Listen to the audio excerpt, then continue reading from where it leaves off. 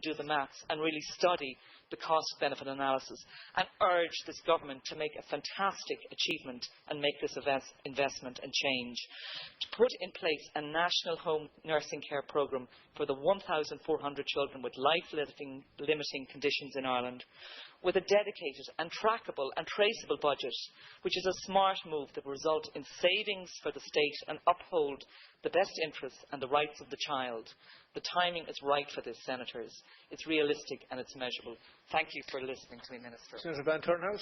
Thank you. Welcome, Minister. On behalf of our group, it's my honour and privilege to second this motion on behalf of the 1,400 children in Ireland with life-limiting conditions, their parents and their families. I do need to express my disappointment that Minister Riley isn't here first hand, but I do know Minister Lynch, we are in good hands and you will report back to him. I do also want to welcome the Jack and Jill Foundation and the Irish Hospice Foundation who are here in the gallery with us this evening. I've done a three-pronged analysis of the current arrangements for the care of children with life-limiting conditions, and I'm very convinced by what we've put forward in our motion. It is child-centred, it is in line with government policy, and it makes financial sense. So let me take you through my three-pronged analysis. So firstly, as we approach National Children's Day this Friday, I think it's appropriate that I draw from the United Nations Convention on the Rights of the Child, and in particular Article 9 on separation from parents.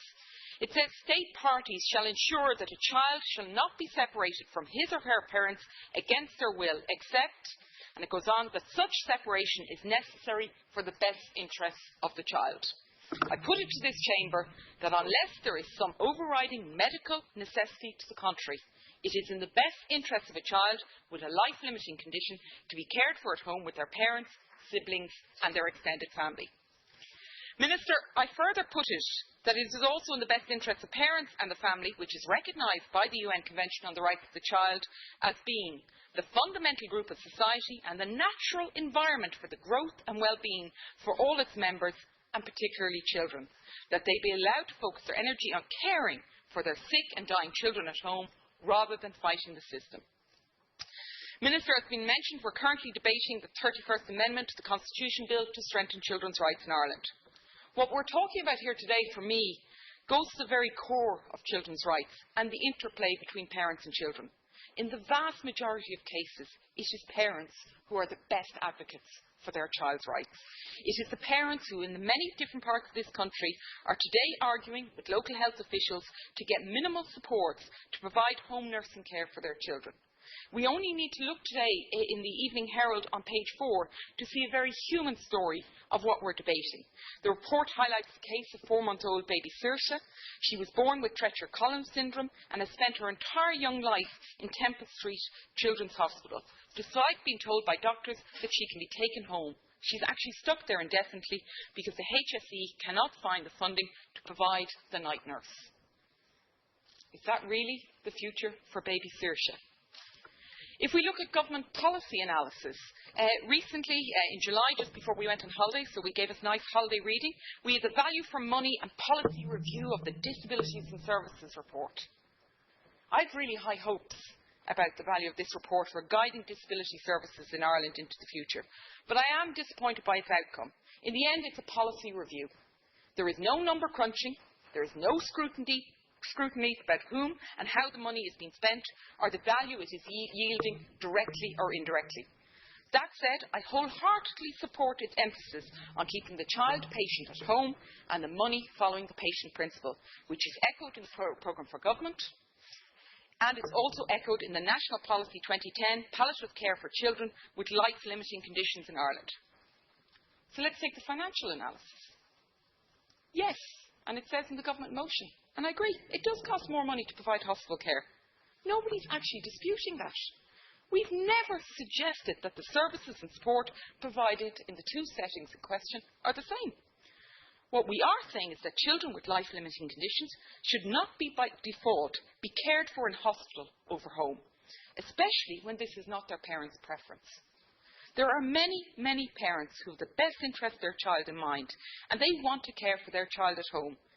And it is in these cases that the state can save a significant amount of money. This is not rocket science. I'm genuinely finding it really hard to fathom why we're actually debating this. We're in a terrible recession. The state needs to save money. We're proposing a way for the state to do so, with the very unusual bonus that the knock-on effect is in the best interest of children and parents. And yet in 19 minutes' time, the government might actually vote an amendment to defeat this? What are we doing here? It's completely nonsensical. And when we're talking about finances, I do need to mention that the Irish Hospice Foundation, through public fundraising, so the generosity of the public, raised €3.5 million to guarantee to fund 5 of the 8 children's outreach nurses required throughout the country. The funding has been available since 2010. However, due to unacceptable delays unrelated to finance by the HSE in making these appointments, only 3 of the 8 nurses are in place. Therefore, as we stand here today, 4 regions have no children's outreach nurses. The situation needs to be remedied immediately. Which brings me to the government motion. And I said this morning on the order of business, it was a real body blow when I read it. In fact, not to trivialise it, but when I was reading it, that character from Little Britain, Vicky Pollard, sprung to mind for me. Yeah, but no, but yeah, but no, but no, but yeah. Really? Is this what we're debating? It's inaccurate, part of it. In the government motion, and I quote, it says, it acknowledges the valuable work being done by many organisations, including the Jack and Jill Foundation and the Irish Hospice Foundation, as part of wider health services executive funded delivery of services to people with disabilities. However, and I need to stress, the Irish Hospice Foundation does not receive any funding from the HSE. They may have projects, but in this area they receive 0 funding. Senator O'Brien will have outlined to you about the Jack and Jill. Minimal funding is provided by the HSE. The Irish Hospice Foundation is currently funding the Children's Palliative Medicine Consultant in the country, the only one we have. It's provided funding for 5 of the 8 children's outreach nurses I've already mentioned. The government motion wants us to applaud the HSE. This statement in the government motion is factually incorrect. It's an insult. This motion fails to acknowledge the financial contribution of the voluntary sector to the provision of these essential services, which really is a testimony to the generosity of the Irish people. And given the nature of these organisations' work, I think it demonstrates for me very clearly just how close this issue is to the people's hearts. Minister, I believe that Senator O'Brien and I have provided conclusive proof that the proposal that our group has laid out in our motion makes sense. It is child-centred, it is government policy, it makes financial sense. If we don't act on this immediately, we're telling parents and children with life-limiting conditions to sit in a corner and wait and wait and wait and wait. And the problem is that these children don't have the luxury of time. So let me end by one quote by saying, patients, not inputs or money, are the priority. Patients and what happens to them is what really matters. I've often said that no matter how eloquent the design is or how eloquently it is delivered, if it does not improve patient outcome, it is for naught. So said the Minister for Health, Dr. James Riley, in the Dáil not 10 days ago. Senator Lady. Carol, first of all, I'd like to... sorry, just a minute. It's Senator Henry. Yeah, that's all right. Yep. Thank you, And I too would like to welcome the Minister to the House, and I also would like to take this opportunity to welcome Jonathan Irwin from the Jack and Jill Foundation, and to commend the work that the Jack and Jill Foundation does in caring for children with life-limiting